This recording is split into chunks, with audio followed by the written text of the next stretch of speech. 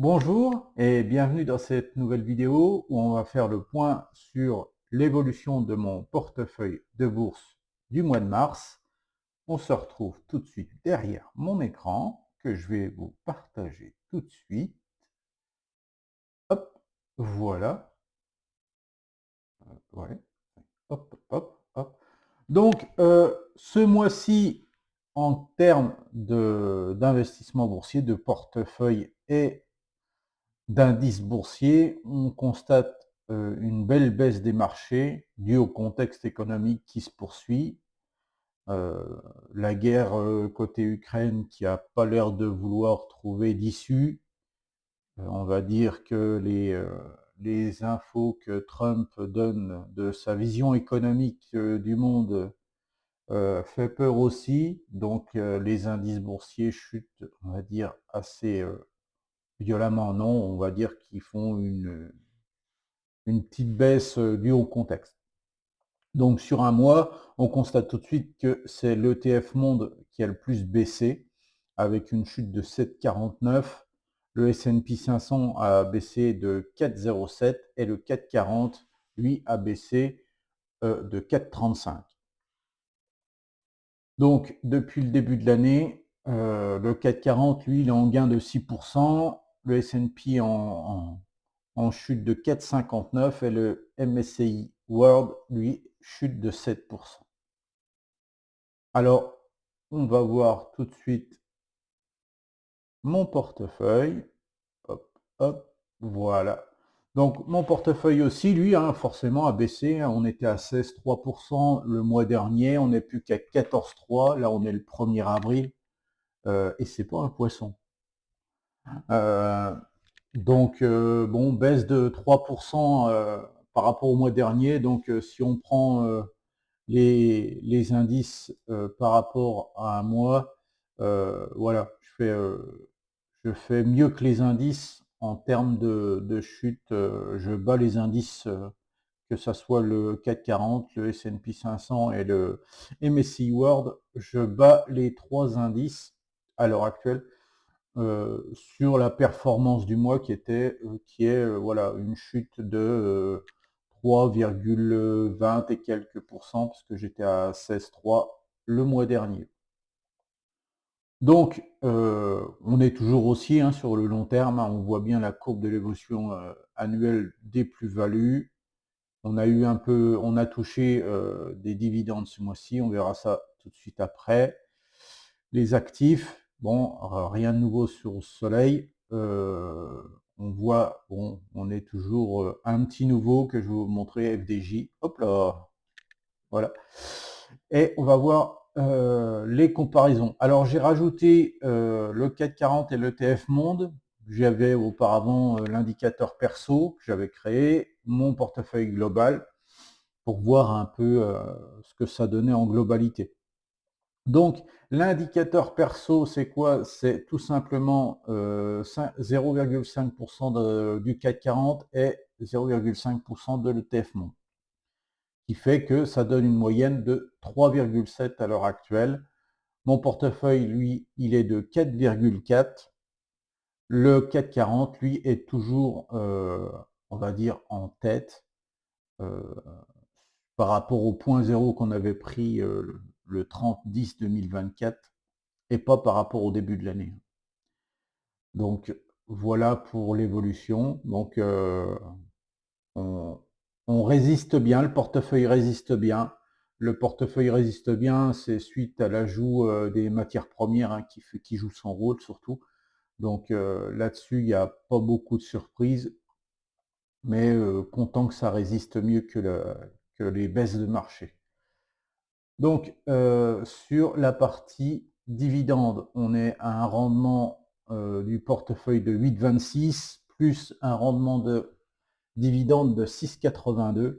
Donc voilà, ça fait un total de 15% de rendement depuis le début. Le gain des dividendes de cette année est de 68 euros. Et les plus-values latentes, 750, mais ça, vu que le but n'est pas de vendre les lignes du portefeuille, les plus-values latentes n'ont pas beaucoup d'importance. Le but, toujours, je le rappelle, c'est d'avoir des rentes dues aux dividendes des actions que j'achète. Alors, on voit que ça se comporte plutôt bien, hein. On a toujours le dernier qui est Stellantis. Téléperformance qui avait bien remonté, hein, parce que j'étais au bout d'un moment à -25, donc elle remonte tout doucement. Et le petit dernier qui est arrivé, c'est FDJ. Alors, pourquoi FDJ? Parce que tout simplement, elle a un très bon tarif en ce moment et c'est un bon moment pour en acheter sur le moment parce qu'elle est aux alentours de 30 € et c'est un excellent prix. Ça vous fait un rendement sur vos dividendes de 7%. Donc plus de 2 fois le livret A annuel que ça vous rapporte. Donc très bon rendement du dividende, donc très bonne performance. Donc à l'heure actuelle, qu'est-ce qu'on voit sur le portefeuille ETF? Ben, le portefeuille ETF, voilà, hein, il prend une claque par rapport à ça. Alors, le fait qu'il résiste bien, on peut voir même le portefeuille en termes de... Hop, voilà. On voit carrément hein, les plus grandes entreprises comme Microsoft, Google, Booking qui résistent bien. Le CAC 40 que j'avais ajouté, l'ETF en dollars, voilà, qui a baissé hein, de 6% parce que je l'ai acheté, j'ai commencé à en mettre il y a quelques mois seulement. Même le BNP Paribas, hein, celui que j'ai depuis le départ, on était à plus de 30, on est à plus qu'à 24 de performance. Premier maintenant, c'est le BNP Paribas Stock 600, les 600 entreprises européennes qui performent le mieux à l'heure actuelle. Donc, qui résiste bien, c'est l'ETF sur l'or physique qui fait une belle résistance à l'heure actuelle. C'est ce qui, on va dire, ce qui évite la chute trop violente du portefeuille ETF, qui fait que je résiste bien. Donc cette poche-là, elle a le but d'augmenter jusqu'à, on va dire, avoir des matières premières qui fassent 10% du portefeuille global. Donc là, on est à 4,8.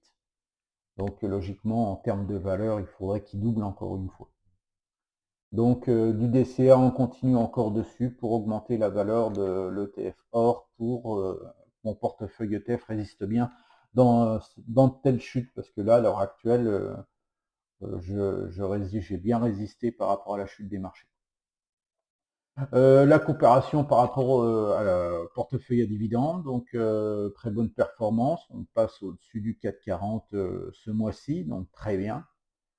Et on va dire les répartitions de portefeuille n'ont pas beaucoup évolué. Hein. Maintenant, au-delà d'un certain montant, le fait de faire des achats de 200 ou 300 € par mois, ça ne va pas réellement bouleverser votre équilibre sur, on va dire, sur les diverses répartitions sectorielles que vous avez. Donc, on voit clairement que ça ne bouge pas beaucoup. Donc, sur quoi j'ai acheté mon DCA? Donc le DCA, on a continué à acheter de l'ETF américain sur le S&P 500 en dollars, toujours notre or physique. On a reçu des dividendes de Piscine des Joyaux, 50 €, 1 €, 50 actions, voilà. Et l'achat de FDJ à 29,88 € et 29,52 € pour, on va dire, un bon placement, pour un bon rendement. Donc, nouvelle entrée dans le portefeuille. FDJ, malgré, on va dire, les petites critiques, le fait que ça soit l'État qui pilote et les taxes, ça reste un excellent produit. Ils sont leaders des marchés de jeux en Europe, donc à l'heure actuelle, ils n'ont pas de rivaux sur à ce niveau-là. Donc, un très bon placement. Donc, à l'heure actuelle, je voulais parler d'un petit sujet qui est intéressant, surtout quand on débute, parce que moi, personnellement, quand je débutais la première année, je faisais un peu cette erreur, surtout dans ces périodes-là. où on a tendance un peu, dès qu'on a une chute de 10%, on a tendance un peu à paniquer et on va dire, quand on voit des actions chuter, on met en doute un peu sa stratégie et on a tendance à vente à perte, pardon. Et en fait, on constate, on va dire, peut-être quelques semaines plus tard que l'action remonte et on n'aurait pas dû vendre. Généralement, c'est quelque chose qui arrive assez souvent au début, surtout quand on n'est pas sûr de ce qu'on fait. Alors, la chose que je peux vous dire, quand c'est comme ça, quand il y a une chute des marchés à l'heure actuelle, vous voyez votre action que vous avez achetée baisser, la première question à vous poser, c'est est-ce qu'elle a perdu des fondamentaux par rapport à ce que j'avais acheté? Donc, si derrière mon achat, on va prendre le pire, Stellantis, parce que c'est un excellent cas de figure, est-ce que Stellantis, le but que je l'avais ajouté dans le portefeuille, c'était le dividende, est-ce qu'elle ne payera plus son dividende suite au contexte actuellement et à sa baisse de prix? À l'heure actuelle, elle a baissé son dividende, mais elle ne l'a pas coupé. Donc l'objectif que j'avais pour entrer cette action dans mon portefeuille, elle n'a pas été rompue. Par exemple, on aurait eu un cas de figure où Stellantis avait coupé son dividende, là, l'action, techniquement, elle aurait sorti de mon portefeuille et je l'aurais vendue. Et ça sera le cas de toutes les autres actions. Si sur une année, elle coupe son dividende pour X raisons que ce soit, parce que le but c'est d'avoir des dividendes, que ça soit le marché gagne ou que le marché baisse, en hausse ou en baisse de marché, je m'en fous, je veux que cette société ait la capacité à me verser son dividende, que ça soit un bon dividende ou un peu moins bon parce que le contexte n'est pas là, mais qu'elle me verse quand même un dividende pour ma rente. C'est tout ce que c'était l'objectif premier du portefeuille. Du moment qu'on va dire, lors de cette baisse, vous constatez que votre action baisse, mais le critère principal de la sélection de cette action n'a pas été cassé ou rompu, il n'y a pas de raison, on va dire, de la vendre. Je dis ça pour une action à dividende parce que moi, c'est simple, c'est le dividende qui va piloter. Si elle coupe son dividende, pour moi, elle remplit plus l'objectif, donc je la vends.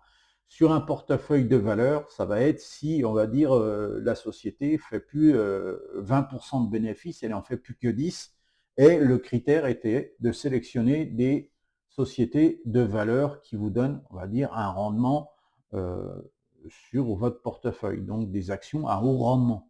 Si elle n'est plus en capacité d'atteindre ces hauts rendements, et bien à partir de là, vous la vendez. Qu'elle soit à son plus haut ou à son plus bas, le prix n'importe peu. C'est qu'elle ne rentre plus dans le critère de base pour lequel vous l'avez acheté. C'est ça qu'il faut se mettre dans la tête au début, c'est que on a mis cette action pour un but précis et si elle doit en sortir, c'est que le but de départ a été rompu. Donc, par rapport, on va dire, à ce qui se passe, les hausses et les baisses de marché, est-ce que ça vient supprimer ce critère-là ou pas? Si c'est oui, le critère est perdu et là, vous vendez. Si la baisse n'a rien à voir, le critère reste bon, vous ne vendez pas. Et surtout, si elle chute, limite, c'est un bon point d'entrée pour en racheter de nouveau à un prix plus bas. Donc là-dessus, faites bien gaffe sur cette période de marché où on a tendance à faire un peu des bêtises, à vendre, se dire ben, j'ai peut-être pas joué les bonnes actions, mais non en fait, c'est est-ce que les critères que j'ai achetés sont toujours présents ou pas, et si elles sont pas, si elles sont plus présentes, eh ben on vend l'action, que vous soyez en bénéfice ou en négatif. C'est pas le principal problème, c'est le principal que l'action ne rentre plus dans vos critères. C'est tout.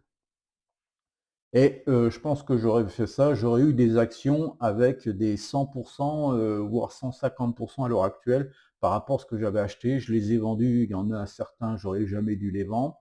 Et il y en a que j'ai pas vendu, que j'aurais dû vendre. Voilà. Donc maintenant, le temps passe, on commence à se faire un peu à ces épisodes de marché, de hausse et de baisse, qui fait que maintenant, j'arrive à relativiser en fait cet effet-là et qui peut être intéressant à vous partager, surtout si vous débutez un portefeuille.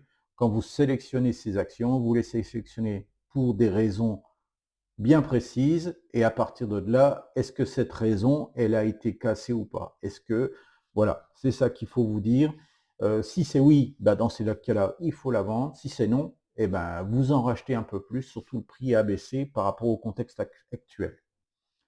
Voilà la petite précision pour ceux qui débutent, c'est très important parce que j'ai fait beaucoup d'erreurs moi au départ avec ça et pour éviter que vous en fassiez autant, n'hésitez pas à prendre une journée, vous regardez, vous allez voir si c'est tel critère qui vous avait fait sélectionner cette action, vous allez voir si le critère est toujours présent, donc il n'y a pas de raison, vous la conservez. On va faire un petit tour sur le portefeuille virtuel de William Higgins. Alors là, c'est une catastrophe complète. William Higgins, avec son fonds Indépendance Europe, nous met la pâtée complète. C'est une catastrophe. On est redescendu à 0,45 et tandis que le fonds Indépendance Expansion fait 8,52. Il avait une bonne performance pendant que nous, on chute un peu.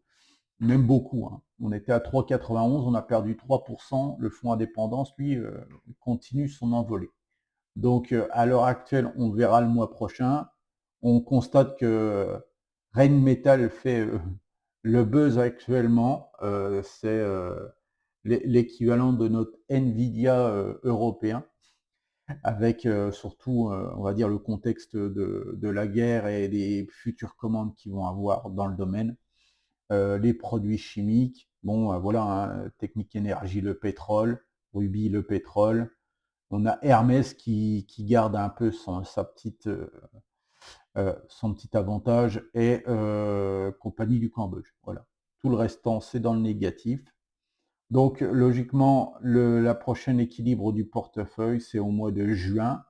On fera un point au mois de juin, on sortira les actions qui sont plus dans le top 5 des 4 meilleurs portefeuilles et on fera une réallocation par rapport à de nouvelles au mois de juin et on verra ce que ça donnera à partir du mois prochain. Donc voilà, cette vidéo est terminée. Si tu l'as appréciée, n'hésite pas à un petit like, à t'abonner. Ça encouragera la chaîne et je serai content. N'hésite pas à faire des petits commentaires sur toi, comment tu investis et comment tu gères ton portefeuille. Et je te dis à la prochaine fois dans une prochaine vidéo.